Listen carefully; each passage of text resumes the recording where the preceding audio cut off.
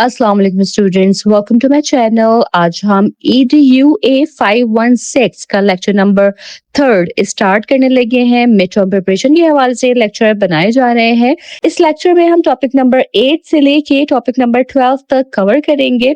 तो चलिए स्टार्ट करते हैं टॉपिक नंबर 8 के साथ, जो कि है methods of teaching reading skills. और इस टॉपिक में हम एक बहुत इंपॉर्टेंट टेक्निक समझेंगे जिसे कहते हैं रीडिंग बिटवीन द लाइंस। इसका मतलब होता है लाइंस के दरमियान का मीनिंग समझना, यानी जो बात टेक्स्ट में सीधी सीधी लिखी नहीं होती उसे समझना। रीडिंग बिटवीन द लाइंस का मेन पर्पस ये होता है कि स्टूडेंट्स सिर्फ लिटरल मीनिंग यानी सीधा जो मायने है उसी पर फोकस ना करें, बल्कि हिडन मीनिंग को भी समझने की कोशिश करें। अक्सर राइटर्स अपनी बात को डायरेक्टली नहीं लिखते, बल्कि हिंट्स और क्लूज देते हैं जिससे रीडर को खुद सोचकर मीनिंग समझना पड़ता है। ये टेक्निक स्पेशली पोइट्री और लिटरेचर को समझने के लिए बहुत इंपॉर्टेंट होती है, क्योंकि पोइट्री में अक्सर मीनिंग्स इनडायरेक्ट होते हैं। मिसाल के तौर पर अगर किसी पोएम में लिखा हो कि the sun smiled at the earth, तो लिटरल मीनिंग ये नहीं होता कि सूरज जो है वो सच में मुस्कुराया जमीन को देख के। इसका हिडन या reading between the lines meaning ये हो सकता है कि वेदर अच्छा था या दिन ब्राइट और प्लेजेंट था, यानी स्टूडेंट को राइटर के हिंट से मीनिंग गेस करना होता है। लेकिन यहाँ एक इम्पोर्टेंट बात यह है कि कभी कभी स्टूडेंट्स लिटरल मीनिंग और रीडिंग बिटवीन द लाइंस को मिक्स कर देते हैं। इस वजह से उन्हें कंफ्यूजन हो सकती है और वो गलत मीनिंग समझ सकते हैं। इसलिए टीचर का रोल जो है यहाँ बहुत इंपॉर्टेंट हो जाता है। टीचर को स्टूडेंट को क्लियरली गाइड करना होता है कि कब लिटरल मीनिंग यूज करना है और कब reading between the lines use करनी है। टीचर स्टूडेंट्स को ये भी सिखाए कि जब टेक्स्ट में कोई बात डायरेक्टली लिखी हुई ना हो तब उन्हें हिडन मीनिंग्स ढूंढना होता है। ये स्किल स्पेशली लिटरेचर रीडिंग में बहुत हेल्पफुल होती है, क्योंकि लिटरेचर में अक्सर इमोशंस, फीलिंग्स और सिचुएशंस इनडायरेक्टली एक्सप्रेस की जाती है। क्लासरूम में टीचर इस स्किल को डेवलप करे स्टूडेंट्स में। इसके लिए सिंपल एक्टिविटीज भी टीचर करवा सकता है। मिसाल के तौर पर टीचर स्टूडेंट को एक छोटा सा पैराग्राफ दे सकती है और उनसे पूछ सकती है कि राइटर असल में क्या कहना चाहता है। इस तरह स्टूडेंट्स की थिंकिंग एबिलिटी, इमेजिनेशन और डीप अंडरस्टैंडिंग जो है वो डेवलप होगी। इसलिए हम कह सकते हैं कि रीडिंग बिटवीन द लाइंस एक एडवांस्ड रीडिंग स्किल है जो स्टूडेंट्स को सिर्फ रीडिंग नहीं बल्कि क्रिटिकल थिंकिंग और डीप अंडरस्टैंडिंग भी सिखाती है। जब स्टूडेंट्स इस स्किल को अच्छी तरह समझ लेते हैं तो वो पोइट्री और लिटरेचर को ज्यादा इफेक्टिवली समझ सकते हैं। ठीक है जी, इसके बाद जो है हम आगे बढ़ रहे हैं टॉपिक नंबर 9 में, और इस तरह हम बात करेंगे प्रिडिक्ट एंड टेल मेथड की। ये रीडिंग सिखाने का एक बहुत इंटरेस्टिंग और फन लर्निंग मेथड है जो स्पेशली प्राइमरी स्कूल लेवल के स्टूडेंट्स के लिए बहुत पॉपुलर है। इस मेथड को स्टूडेंट्स अक्सर गेम की तरह एंजॉय करते हैं, जिस वजह से लर्निंग बोरिंग नहीं लगती बल्कि एक्साइटिंग बन जाती है। प्रिडिक्ट एंड टेल का सिंपल सा मतलब होता है पहले गेस करना, प्रिडिक्ट करना और फिर अपना आइडिया बताना, टेल। ठीक है, इस मेथड में स्टूडेंट को स्टोरी या पिक्चर्स दी जाती हैं और उनसे कहा जाता है कि वो सोच कर बताएं कि स्टोरी में जो है वो आगे क्या हो सकता है या पहले क्या हुआ होगा। इससे स्टूडेंट्स की थिंकिंग एबिलिटी और इमेजिनेशन जो है वो स्ट्रांग होगी। इस एक्टिविटी को डिफरेंट वेज से परफॉर्म किया जा सकता है। जैसे टीचर एक स्टोरी बुक यूज कर सकती है या सिर्फ पिक्चर्स का यूज कर सकती है। टीचर पिक्चर्स को क्लास के मुख्तलिफ हिस्सों में लगा सकती है और फिर स्टूडेंट से कह सकती है कि वो उन पिक्चर्स को देखकर गेस करे कि स्टोरी क्या हो सकती है। इसी तरह टीचर स्टोरी का सिर्फ पहला सेंटेंस दे सकती है और स्टूडेंट को कह सकती है कि वो अपनी इमेजिनेशन यूज करते हुए आगे की स्टोरी प्रिडिक्ट कर लें। ठीक है, जब स्टूडेंट्स थोड़े एडवांस लेवल पर पहुंच जाते हैं ना, तो टीचर उन्हें एक शॉर्ट पैराग्राफ भी दे सकती है जो स्टोरी का बिगिनिंग, मिडिल या एंडिंग हो सकता है। फिर स्टूडेंट से पूछा जाता है कि वो प्रिडिक्ट करे कि उससे पहले क्या हुआ होगा या बाद में क्या होने वाला होगा। इस तरह स्टूडेंट की लॉजिकल थिंकिंग और लैंग्वेज स्किल्स भी डेवलप होती हैं। प्रिडिक्ट एंड टेल मेथड का एक बहुत इंपॉर्टेंट फायदा जो है वो ये भी है कि स्टूडेंट की वोकैबुलरी, लैंग्वेज स्किल और क्रिएटिविटी जो है स्ट्रांग होती है। जब ये एक्टिविटी ग्रुप वर्क में कराई जाती है तो स्टूडेंट्स एक दूसरे के आइडियाज को सुनते हैं, एक्सेप्ट करते हैं और कभी कभी अपने आइडियाज को कंपेयर भी करते हैं।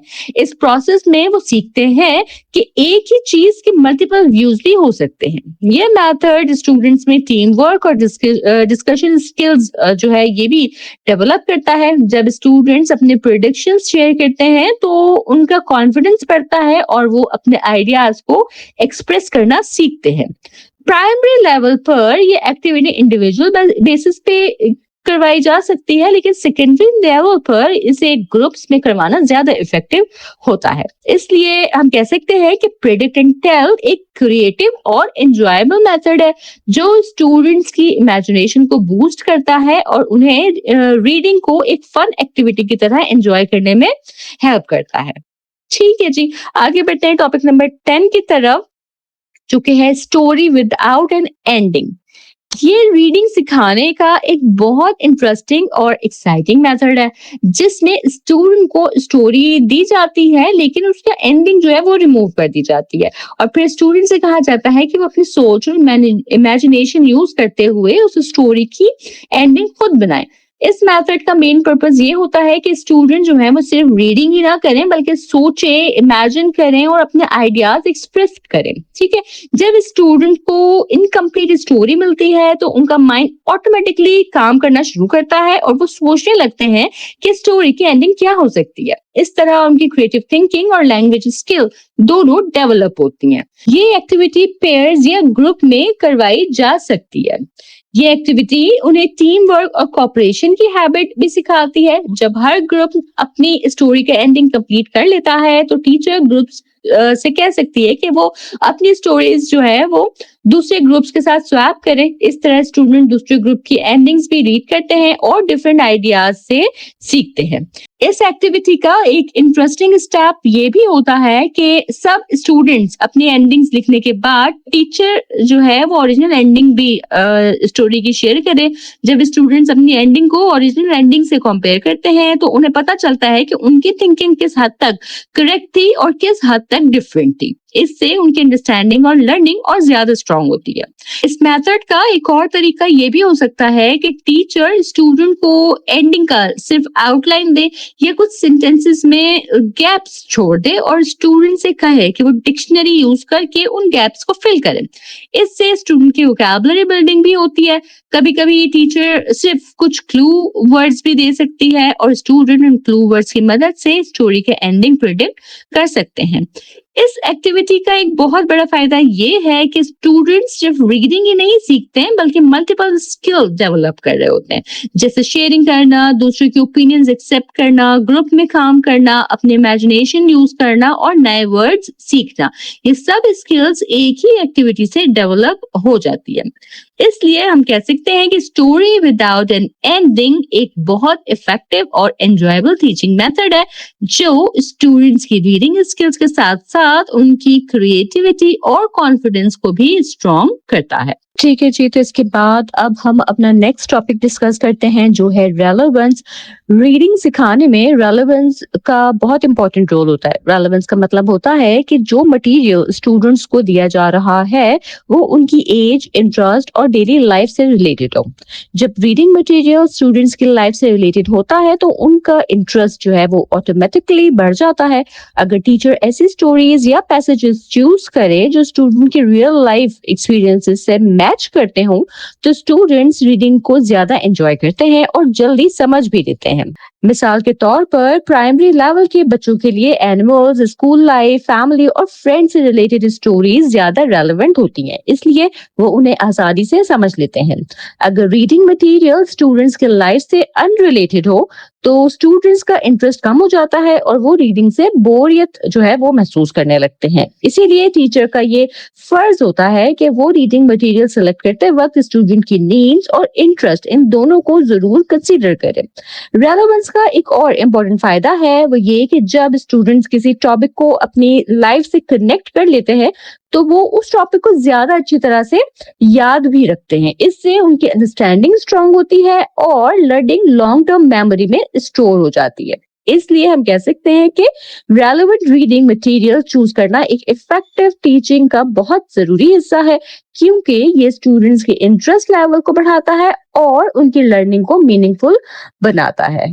ठीक है जी। इसके बाद हम अपना लेक्चर 3 का लास्ट टॉपिक डिस्कस करेंगे जो कि है हेडिंग्स।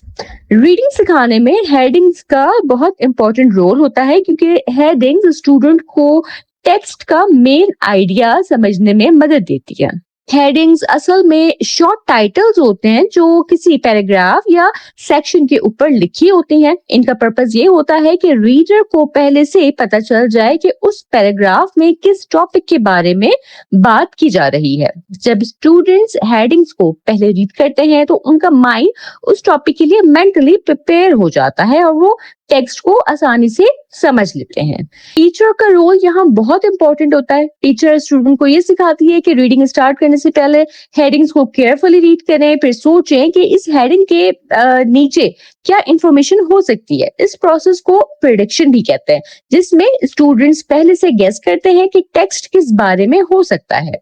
हेडिंग का एक और फायदा ये है कि ये स्टूडेंट्स को इंपॉर्टेंट इंफॉर्मेशन आइडेंटिफाई करने में हेल्प करती है। जब टेक्स्ट में डिफरेंट हेडिंग्स होती हैं तो स्टूडेंट्स को पता चल जाता है कि कौन सा पार्ट ज्यादा इंपॉर्टेंट है और कौन सा सपोर्टिंग इंफॉर्मेशन दे रहा है। इससे उन्हें नोट मेकिंग और रिवीजन करने में भी आसानी होती है। कभी कभी टीचर स्टूडेंट्स को ये एक्टिविटी भी दे सकती है कि उन्हें एक पैराग्राफ दिया जाए विदाउट हेडिंग और स्टूडेंट से कहा जाए कि वो उस पैराग्राफ को पढ़ें और सुटेबल हेडिंग ना खुद उसके लिए सजेस्ट करें। इस एक्टिविटी से स्टूडेंट की अंडरस्टैंडिंग और समराइजिंग स्किल जो है ये स्ट्रांग होती है। ठीक है, यानी कि यहाँ ये बात हुई कि हेडिंग्स रीडिंग कॉम्प्रिहेंशन को इम्प्रूव करने का एक सिंपल लेकिन बहुत इफेक्टिव टूल है जो स्टूडेंट्स को टेक्स्ट को समझने, ऑर्गेनाइज करने और याद रखने में मदद करता है। ठीक है जी, इसके साथ ही हमारा ये लेक्चर यहाँ मुकम्मल होता है। मुझे उम्मीद है कि तमाम टॉपिक्स आपको समझ आए होंगे। अगर आपकी कोई सवालात हो या आप कोई फीडबैक देना चाहें तो कमेंट सेक्शन में जरूर बता दीजिएगा। चैनल सब्सक्राइब नहीं किया है तो इसे लाजमी सब्सक्राइब कर लीजिएगा और मेरे लेक्चर्स को अपने फेलो स्टूडेंट तक भी लाजमी पहुंचाइएगा ताकि ज्यादा से ज्यादा स्टूडेंट्स अपने मिड टर्म की अच्छी प्रिपरेशन कर सके। मैं इंशाअल्लाह ताला अपने नेक्स्ट वीडियो के साथ जल्द हाजिर होंगी। तब तक आप सब अपना बहुत ख्याल रखिएगा। अल्लाह हाफिज।